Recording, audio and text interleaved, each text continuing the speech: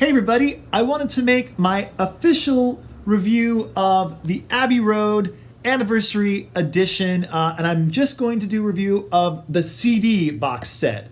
And as you can tell, probably I have a little bit of a different view for you all today. So this is the other side of my living room / record room. This is the other record shelf, which is behind me. And normally I'm sitting over there, and the camera is usually right here facing me that way. So it's a little bit of a different angle. You can see the butcher covers on the wall over there, and we got some Halloween decorations up. But let's get into this fantastic box set that was released. So this came out last Friday, as I'm sure a lot of you know, and I've had now a good 5 days to really dive into this. And I will be making a separate video talking about the 3LP box set of this same release. So stay tuned for that. But now let's get into the CDs here.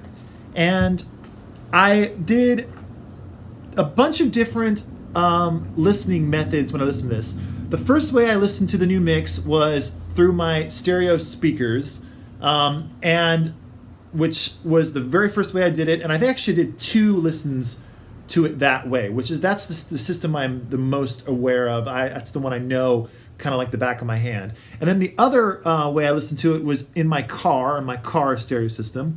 I also did 2 headphone listens, and then I also listened to it on my my computer speaker setup, and I have actually pretty good like studio monitors in my office room where I have my computer set up.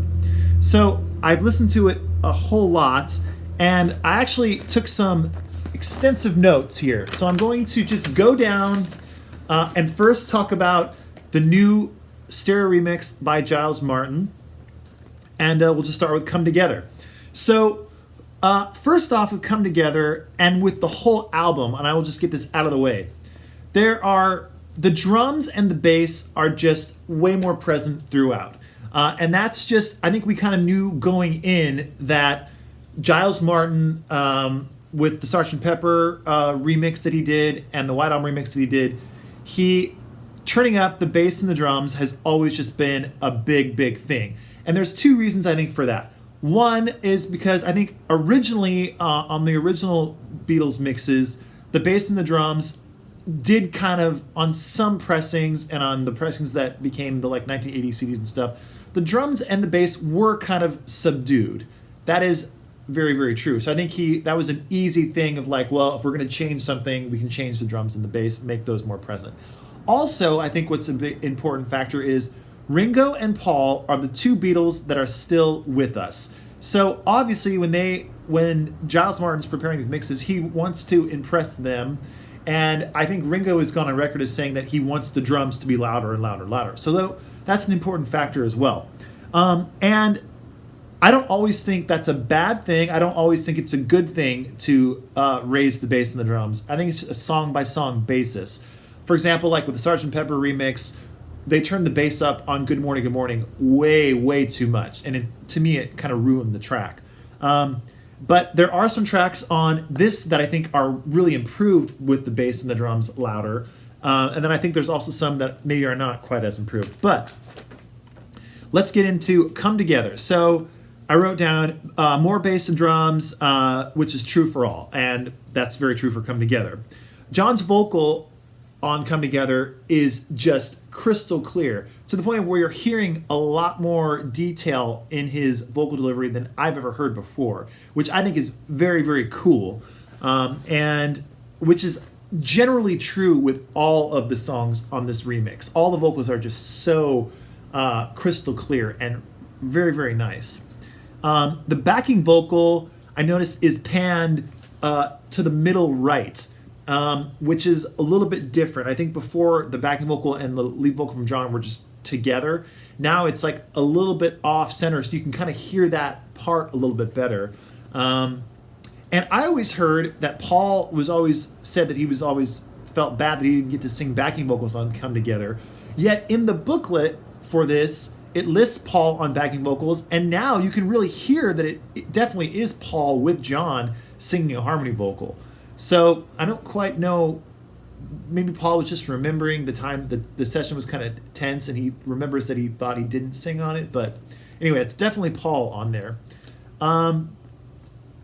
Also, another thing that I noticed from this new mix, the guitar solos.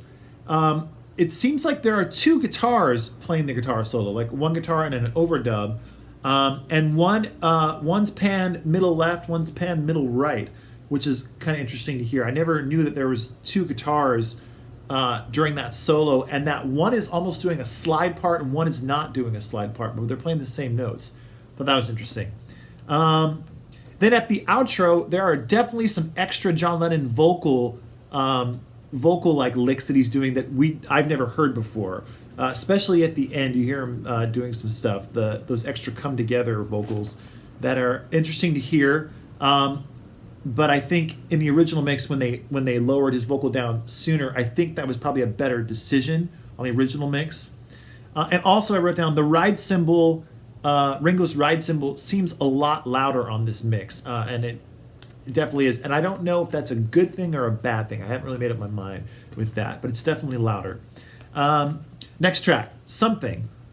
So this song for me didn't have that much of a difference as far as the overall sonic quality of it to the original mix. That being said, there are a couple of things I wrote down. The cymbal, Ringo's cymbal hit, it lingers a little bit longer going into George's first verse where he sings. So you should take a listen to that, because I noticed that. And it actually kind of bothered me a little bit, to be honest with you. The organ is a lot louder during the I Don't Want to Leave Her Now part of the song. That's a lot louder for me. And the strings, the orchestra from George Martin is a lot louder in this new remix of Something. And that generally tends to be true with these remixes. Giles Martin, it seems like, always mixed the George Martin arrangements a lot louder in these new mixes. And I understand that. That's his dad. And I'm sure it's just something that he wanted to add and to have be heard, because they are excellent arrangements. But they are just a little bit louder than normal, and I think just maybe a tad too loud for me personally. I definitely prefer the original mix when it comes to how the strings and stuff were mixed into the track. And then also, this is a big thing for this new remix. It seems like all the lead guitars and the electric guitars in general are a little bit more subdued than the original mix that I'm used to hearing. It's especially true on the lead guitar, the guitar solo for Something. The guitar just doesn't have as much like sustain and as much bite. It almost sounds like the guitar was recorded like directly into the board without an amplifier. And for musicians out there, you'll know what I'm talking about. If you're not a musician and you don't know what I'm talking about, most of the time when you're recording a guitar, you're playing the guitar through an amplifier in the studio, and the amplifier is mic'd. A microphone's placed in front of the amplifier, and that's how you get the sound. But you can also just not have an amplifier and plug the guitar straight into the mixing board of the recording console and get amplification from the mixing board. But when you do that, you tend to lose a little bit of tone and just overall kind of, in my opinion, like warmness that you get from an amp. And it almost sounds like the lead guitar on Something was done that way, like directly into the board. I don't know if that's true or not. It just sounds that way now from this new remix. Moving on to Maxwell's Silverhammer, which, by the way, I've always liked this track a lot. I know it gets panned by some people, which I don't understand. I think it's a fantastic Paul McCartney song. Paul's vocal on this is way, way more clear. In fact, this song, I don't want to ruin this for anybody, but it might actually happen. You can hear tape hiss from the tape throughout this track on this remix.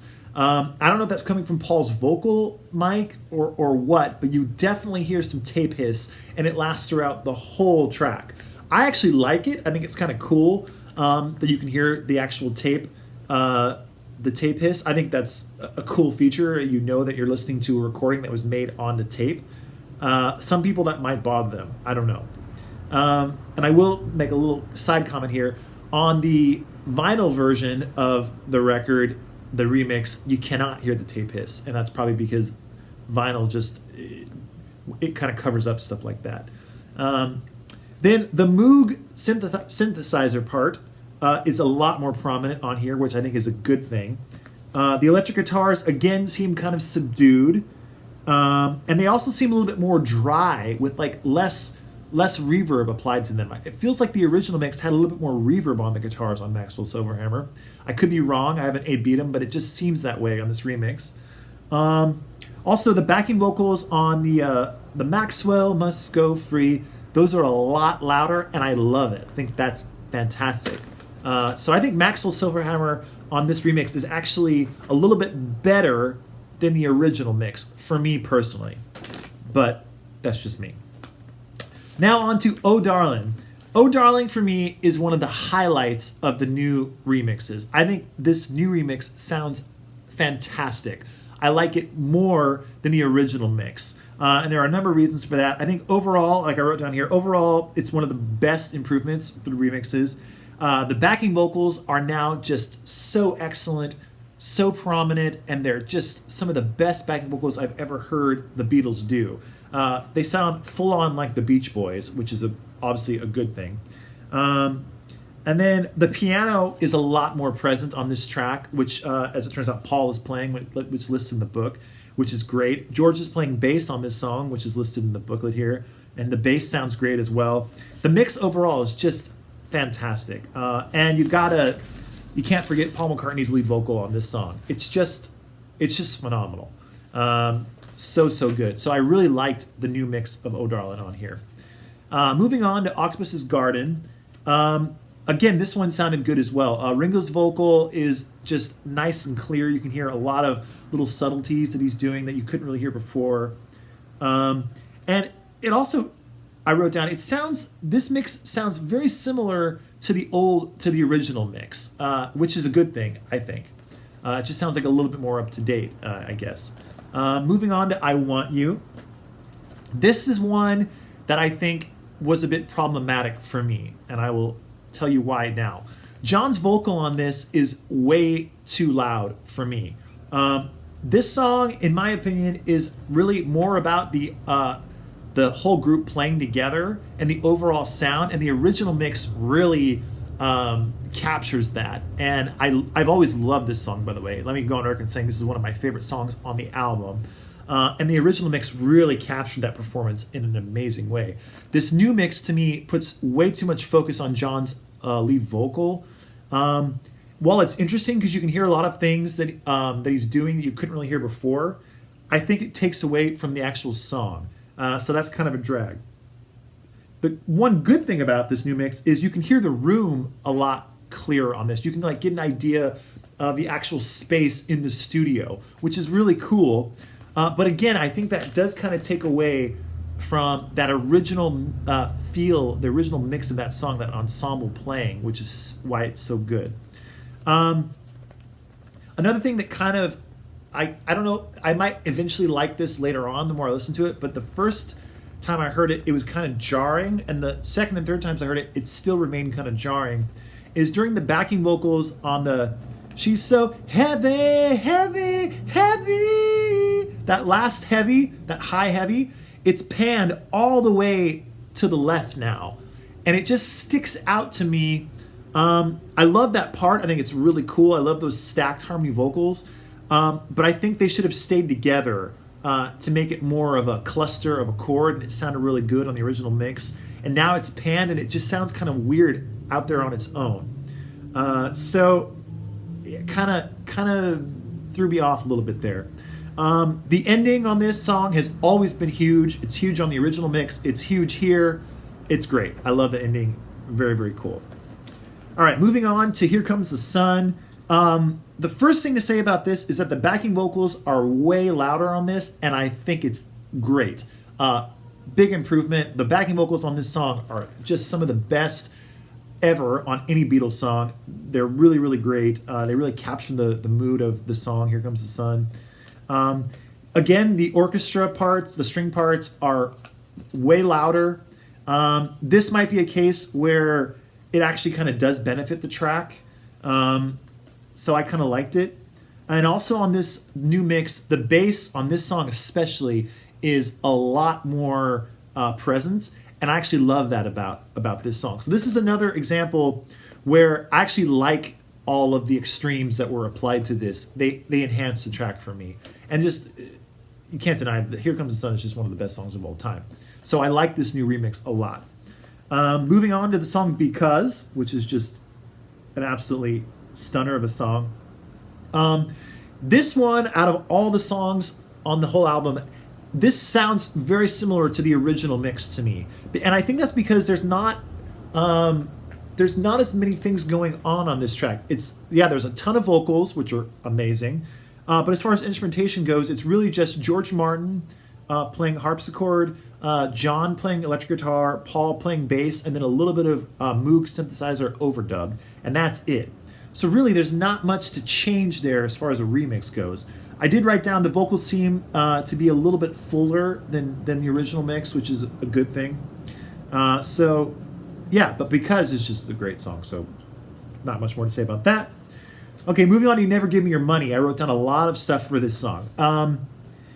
The stereo image on this one, the left and right, seems a lot wider than the original mix. And I think that's a good thing. I always, as you probably know, I love that when it comes to recordings. The backing vocals seem a lot more present. Paul's double track vocal and the harmony vocals seem more present, which is another good thing. Here's where it starts to get a little bit weird for me. The out of college, money spent, that part seems to be lacking something, and I can't figure out what that is. So if anybody in the comments below, if you've also heard this remix and you go to that section of the out of college, money spent part, what is it about this remix that it's lacking in that part now? Is there a rhythm guitar that's not in there that we're missing? I don't know. It just seems lacking in that part. Very weird. Not a good thing in my opinion. Also, the lead guitar after that section seems a little bit quieter than the original mix as well, which I think is a missed opportunity because that's a really cool guitar part. I also wrote down the bass. The bass seems a little bit more subdued on this track as well. And after Here Comes the Sun, which had a really prominent bass, it's kind of a letdown a little bit. I don't know if that's just how the bass was recorded or whatever, but it just seems a little bit lacking. The 1, 2, 3, 4, 5, 6, 7, All Good Children Go to Heaven is a lot louder on this mix, which is not a bad thing. It's a cool little part. And then the fade out guitar is a lot louder, or at least it stays in the mix for a lot longer during the fade out. And you actually hear some bum notes in there that I didn't really hear before. I think they were there on the original mix, but they definitely weren't as loud. So that's kind of interesting. On the page 2 of the notes. Moving on to Sun King. Okay, I put a star next to this because in my opinion, this is the best of the remixes on here. Sun King, I've always loved this song. I love it even more now on this remix. It sounds awesome. The guitars are in stereo, and I love the guitar. This is a case where the panning of the guitars is really cool. The guitar that starts on the right-hand side moves over to the left, and then back over to the right, and then does it all over again, and it sounds so cool. I really, really love that. The guitars sound excellent on Sun King. The vocals also now sound loud and present. The harmonies, they sound just as present now as Because, the song Because, which is an excellent, excellent thing because the vocals on Sun King are just amazing. Also, Ringo's tom-tom fills on the drums are louder and clearer than ever, and they sound so good. These are probably the best tom-toms you'll ever hear on a recording. They sound, I almost said record. This is not a record, this is a CD. They sound really good. So I gotta stretch my leg out because if I sit too long with my legs crossed, they get a little, my foot starts to fall asleep. And then the organ, not Oregon, the state, the organ is a lot louder on Sun King as well, I noticed. So just overall, Sun King, excellent. Sounds really, really good. Moving on to Mean Mr. Mustard, which was recorded at the exact same time as Sun King. They were recorded as one complete song. Also benefits from all the things I just talked about. I also wrote down the drums are excellent on Mean Mr. Mustard, and it just sounds really good as well as Sun King. In fact, this whole medley of songs, really, they all sound very, very good. Moving on to Polythene Pam. The backing vocals, to me, are a little bit more present and sound great. John's 12-string acoustic guitar is a lot more present, which is a very good thing. They say it's a 12-string guitar, by the way, in here in the book, so I'm going to say it's a 12-string guitar. It doesn't sound like a 12-string to me, and as someone that I own a 12-string acoustic guitar, I also own a 12-string electric guitar. I love 12-string. I kind of have a pretty good idea of what it sounds like, especially what it sounds like recorded. This doesn't sound like a 12-string to me. Also, if around this time period in the Beatles' history, 1969, I don't know if they had access to a 12-string acoustic, because if you read the Beatles book, Beatles Gear, which is all about their instruments, there's no mention of a 12-string that I've read about. So it seems kind of odd that John would be playing a 12-string on Polythene Pam and only using it on that one song. And there's no photos of him playing a 12-string at this time either. So it seems kind of weird. But they say it's a 12-string, so I'll go with that. The lead guitar solo on Polythene Pam is way more upfront, has way more definition. It actually, you could hear some notes that he's playing in there, like slides and stuff that I'd never heard before, so that's very cool. You can hear like faint talking in the background during the guitar solo, which I've never heard before. Also cool. And then moving on to Bathroom Window, she came through the bathroom window. Paul's vocal is just has way more clarity, which is cool. And again, Polythene Pam and She Came Into the Bathroom Window were recorded as one song. So everything I just said for Polythene Pam applies to Bathroom Window. Sounds great. Moving on to Golden Slumbers. Again, the orchestra is way up and seems like it has it's way more in stereo than before, which also makes it so you can really hear the studio space more than ever, which actually is a kind of a cool thing, I think. Again, Paul's vocal is really clear, has way more definition. The bass, again, on this track is very present and really good, and it's George Harrison playing bass. Sounds great. Moving on to Carry That Weight.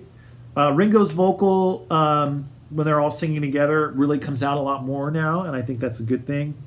The horns during the reprise of the You Never Give Me Your Money during Carry That Weight are so much louder on this. And I think that's a good thing. It's a little jarring at first, I remember. I wrote down jarring. But I think actually as I've listened to it more and more, I actually kind of like that now. There's also, at the very end of the You Never Give Me Your Money reprise part, there's like a little bit of like a line that the orchestra does, the horns and stuff. It's like a descending line that's very cool that I don't remember hearing before, which is in this now. That sounds really great. Moving on to the end, the song The End. This is just, everything's been kind of boosted up on this song, which is good. During the drum solo, you can hear a lot more of the sound around the drum kit, if that makes sense. In fact, you can kind of hear Ringo's kick pedal moving. You can hear like the mechanics working on that, which is kind of interesting to hear. Okay, here's a big thing that Giles Martin did that I think was a very bold move. I kind of like that he made this bold move. I just like that he had the balls to do it. But I don't know if I actually like what he actually did. So the famous lead guitar solos that all three of the Beatles, Paul, John, and George take, and actually the order is Paul takes the first one, George takes the second one, John takes the third one, and they repeat that 3 times. Giles Martin panned all those guitars now. So Paul is over here, George is opposite, and John is in the middle. It's a very bold thing to do. I don't really know if I like it or not. I haven't really made up my mind. I'm leaning towards I don't really like it. I think it puts a little bit too much emphasis on that when it's really all about them playing together. And I get that, he's trying to emphasize that, oh, this is Paul, this is George, this is John. But really the tonality of their guitars and the style that they're playing with, you can tell that it's who's playing what. I don't think you needed to do that extreme panning. It just seems like kind of overkill to me. What do you think about that? I'd love to hear in the comments what you guys all think about that. Also, which is very odd, The guitar solos seem a little subdued to me. They don't really have as much balls as they have on the original mix, which I think is kind of a shame because it's a missed opportunity to me. These are like probably some of the most iconic guitar solos, especially in the Beatles recordings, but of all time in the rock and roll world. These are some of the most iconic guitar lines. It seems like you'd want to emphasize those a little bit more so than usual, but he didn't, so that's kind of weird. And moving on to Her Majesty, I just have one note. The acoustic guitar sounds excellent, and it really does. So overall, the remix, and I will talk about bonus tracks, but let me first just sum up the remix really quickly. Overall, the remix, I liked it. I think it's good. It didn't blow me away like the Sgt. Pepper remix or the White Album remix. In fact, the Sgt. Pepper remix totally blew me away. I was floored by it. The first time I listened to this remix, I was not floored by it. I remember my fiance came in after I just listened to it, and she said, "So what do you think?" Because she knows I've been anticipating this for a long, long time. And my reaction was like, it's good. It was good. And I could tell from her look, it was like, oh, okay. It didn't blow him away. Because with Sgt. Pepper, I was like jumping around the room, and it was just a really game-changing experience. This remix, not so much. And I kind of thought that going into it, honestly, because Abbey Road was just mixed originally so wonderfully, and that mix it's always been one of my favorite mixes of any record. It's one of the records that I always go back to when I'm recording my own music. I'll go and listen to that original mix of Abbey Road to go, how does the bass sound? How they mix the backing vocals? I mean, it's kind of like the blueprint for modern album making. So it's really hard to go and remix it, and to remix it and come away with something that's going to be better. I just don't think it's possible.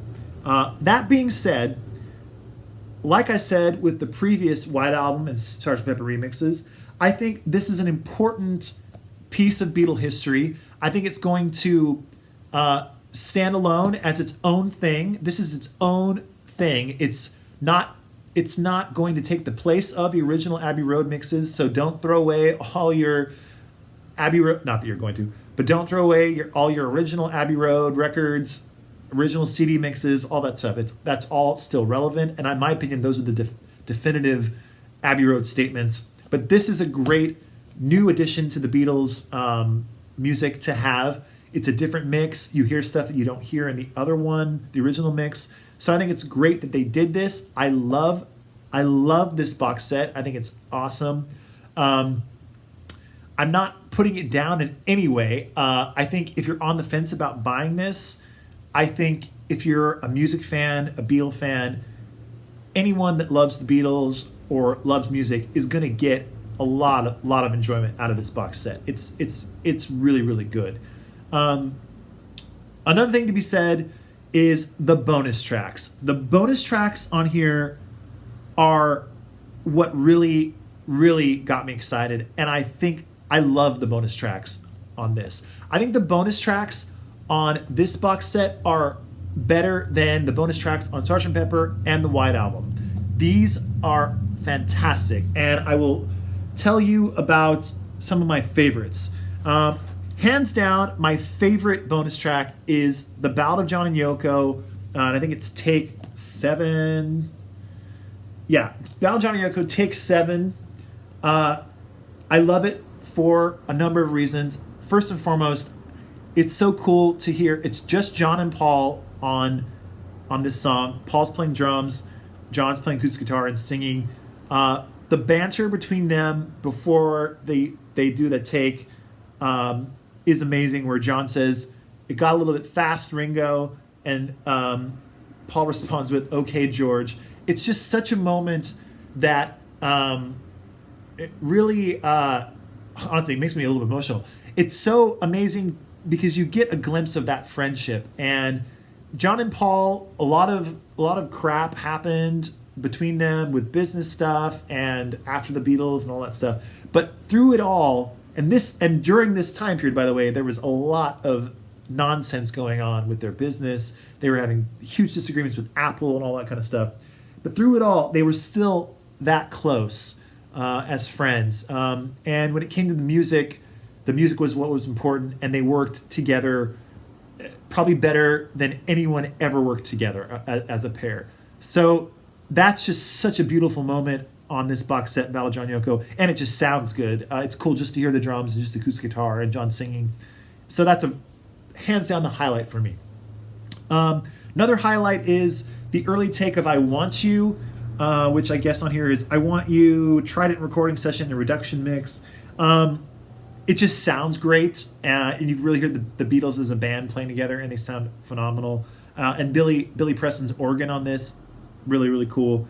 Octopus's Garden, the take on here is there's a really, really cool moment after the take breaks down. You hear John in the background saying to Ringo, "I thought you were singing in an octopus's garden with John," which is very funny. So I like that moment.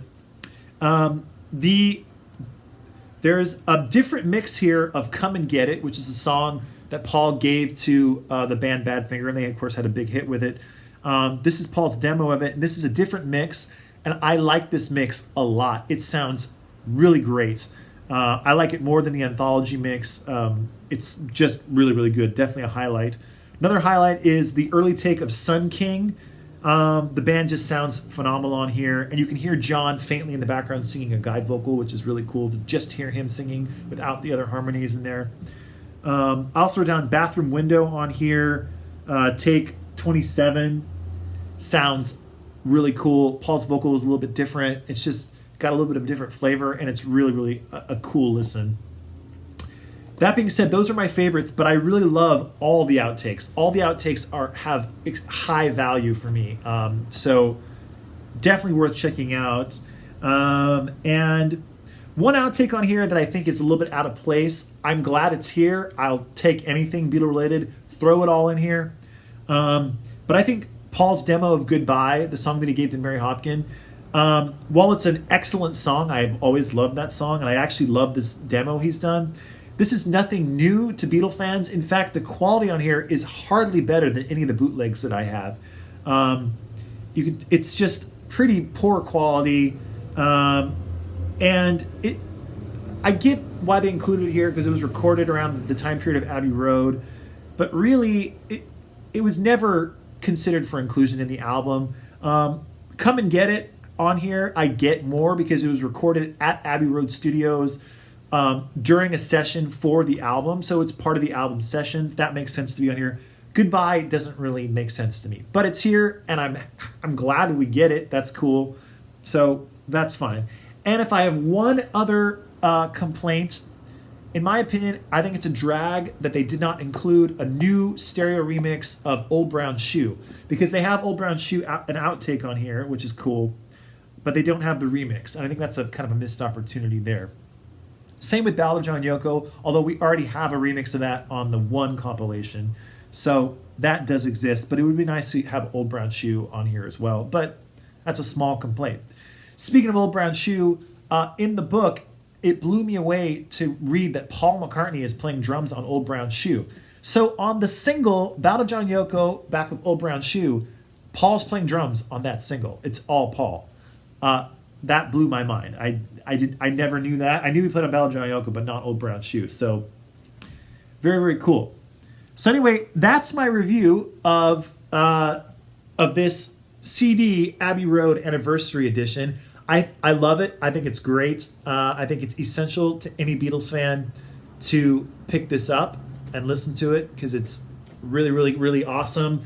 I'm going to be enjoying this over the next couple of months, probably the next couple of years, because it may sound kind of crazy, but I still go back and listen to the White Album box set from last year and the Sgt. Pepper box set from 2 years ago. I still listen to those because there's just so much in these box sets, and it's almost impossible to get your head around everything without really devoting a lot of time to reading the book and listening to all the outtakes and all that kind of stuff. So that's my full review. Hope you enjoyed this. Hope it gave you some insights. I'd love to hear in the comments what all of you think about this new remix, this box set. If there's anything I missed, I'd be happy to answer it in the comments below. And that's it. Before I go, make sure to go check out my website, needlemeansvinyl.com. I just added some new records. In fact, I added a British pressing of Paul McCartney's first solo album, Mccartney, which I just put on the website, so it's there. Also added a really amazing, the best sounding copy of Pet Sounds in mono that you will ever hear. Also added on needlemeansvinyl.com. So go to the website, check that out. And that's it for now. So stay tuned for my review of the vinyl version of this coming up very soon. So bye for now.